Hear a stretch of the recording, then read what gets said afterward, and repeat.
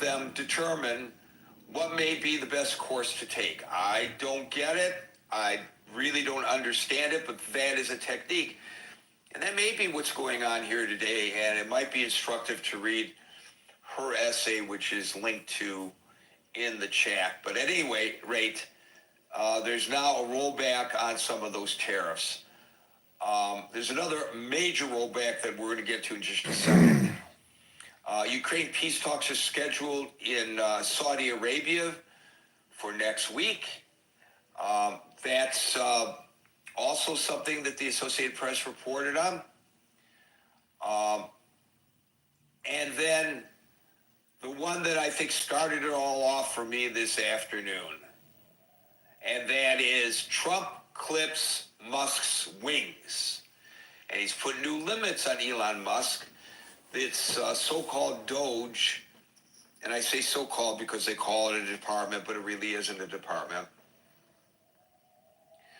No longer will unilaterally make cuts to any government agency.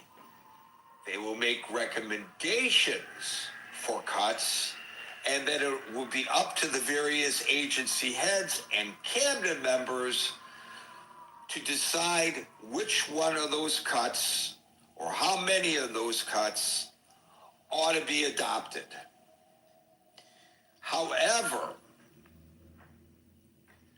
even as the president explained to reporters, and by the way, this was a cabinet meeting that he presided over, and Musk was there, where he announced this change in policy.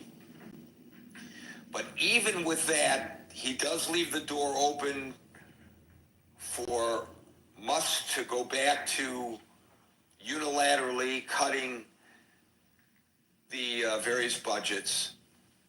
He said we have capable people who are in the positions, who are in a good position to look at these recommendations that come from Doge and decide how to implement them or whether to implement them.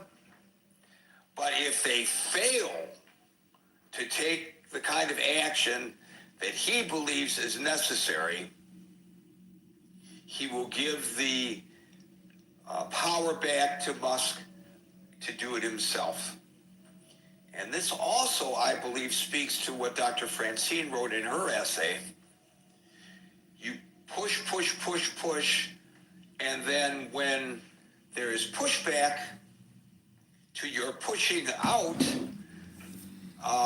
then you retreat to a position that is palatable more so to, I don't know, the general population in this case, maybe to his cabinet heads who are saying, Mr. President, please let me run my department.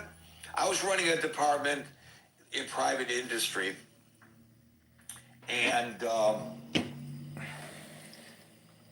I was approached by management above my pay grade, and I was told to lay off certain people within my department.